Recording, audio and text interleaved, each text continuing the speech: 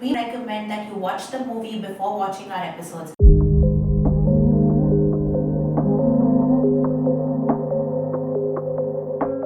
Hi guys, welcome to yet another perspective. I'm your host for this session, Hema Subramanian, one of the three musketeers in the book Three Coffee Stains Later. If you haven't purchased the book yet, this is a good time to do so. Grab a copy at www.threecoffeestainslater.com. Along with us, we have our author, Swati Deepak, and today we're going to talk about an extremely interesting movie, Naram Garam. Rishika has beautifully used the chemistry between his already existing characters, Bhavani Shankar and Ram Prasad. He's used the interplay really beautifully to explain certain concepts that he's used sparingly in his previous movies. So today we'll delve deeper into this movie called Naram Garam. This entire movie is based on lies. There is just lying left, right, and center. Amol Palekar just goes around and so beautifully, so naturally, very interestingly, these white lies are a part of every Rishika's movie. Yeah, especially Golmaal, Khoobsurat and Naram Garam, they seem to be created around the drama of lying. Lies. Yeah. But it's very surprising that we often tell children, why often? We always tell children that they shouldn't lie, yet there seems to be so much creativity in creating lies and white lies. What's your take on that? Yeah, I think the beauty that we are talking about is still that it does not step into the space that it begins to look like fraud. The intent, the execution, and the impact. That's something I'd heard in one of the interviews on Doordarshan. What makes any two things different is the intention, execution, and impact. A lot of times, yes, what children don't understand, and we say don't lie, but as adults we'll be able to appreciate it, is that thin line which comes in the intent of lying, the execution of lying, and the impact it will have on somebody. Right. In the movie Haath Ki Safai, I remember, because that's about cheating people. And this guy who is actually a guru of teaching boys how to cheat, he says you still will never go back and cheat somebody you trust. That's the worst thing that you can end up doing, right? So whatever can cause harm to somebody, that kind of a thing you don't want to be doing. So if you pick up Naram Garam itself, he's also shown what you wouldn't want and what you want. So there is the Panditji's character, where Bhavani Shankar is always going, and he's actually selling it like that. He's saying कि झूठ बोलना पड़ेगा, गलत पत्रिका बनाना पड़ेगा, ये करना पड़ेगा, right? So there is this actually creating fraud on people's trust. Okay, to be able to keep his romance alive. So he's married to a girl who is really maybe granddaughter's age, and that concept. So that would fall in the category of fraud. But when you look at Ram Prasad and the way he's using those lies, he's using a half lie concept, right? And he's also using it with the help of understanding all the people that he's working with. Correct. So if something will work on Bhavani Shankar but will not work on Babua, Kali Shankar, he is very sure that this will not work on Kali Shankar. Right. Okay.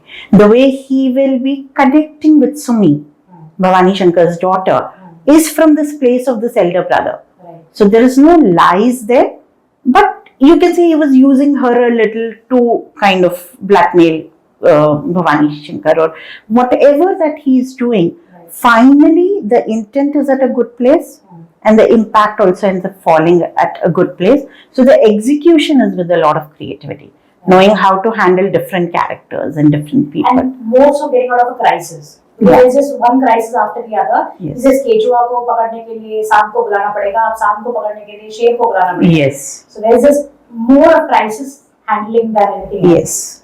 Yes. Not to cheat or defraud Bhavani Shankar. Yes. Right? Yes. And pay also for survival of his own self. Yes. Right. So that's why I think, that very thin line between lying and imagination, weaving something into a story versus telling somebody only facts. Yes, we don't want it schizophrenic, where we are saying that those two lines blur in our real life.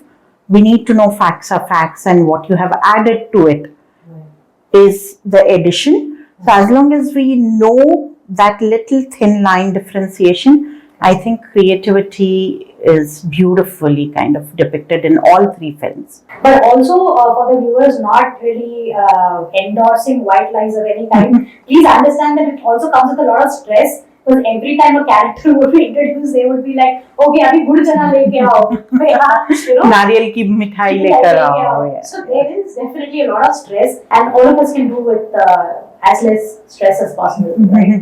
So, yeah. It's something as simple as Sumi ko amrut pasand hai.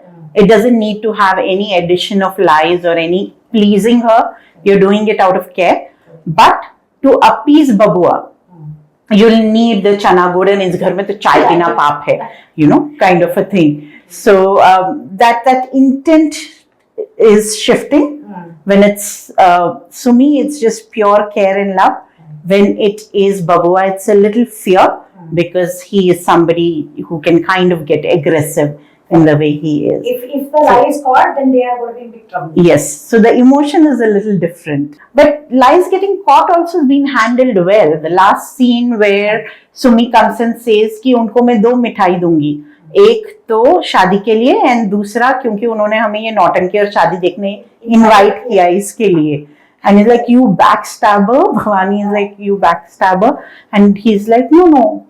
My Guruji said that Sumi would be hurt because of all of these things. Now, if you go to see, again, you're only talking about Ram Prasad's sensitivity, right? Maybe while wanting to get married, if in today's culture we know that when you're talking about blended families, okay, you need to take your children into confidence. A 16-year-old is not like a 6-month-old who would just look at this new person as an addition to the family. And Ram Prasad, knowing that Bhavani hasn't considered that option at all, bringing in that angle for the father to think about, of course in a comic way, of course in a lying way, but an angle which is very relevant.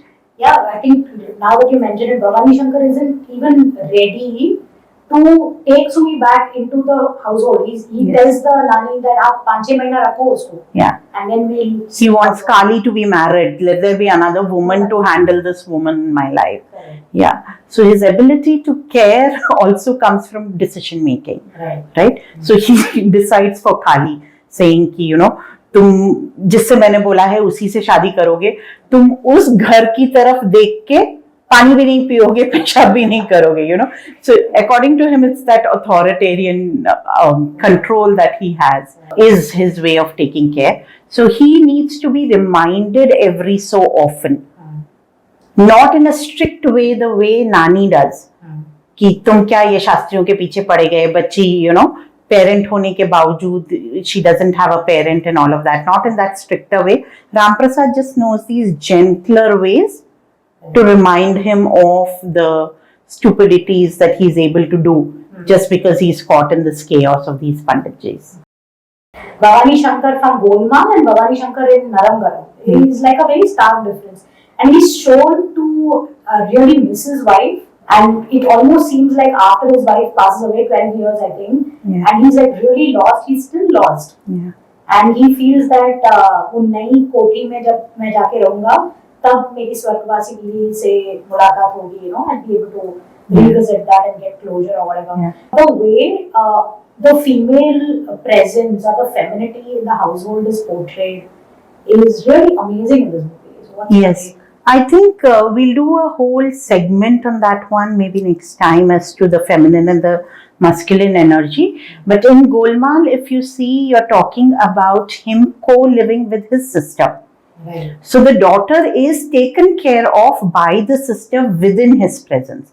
And that is why the warmth and involvement with the daughter is of a very different level. It doesn't feel that the daughter feels very distant from the father. Right. Secondly, the daughter is a little older in that one.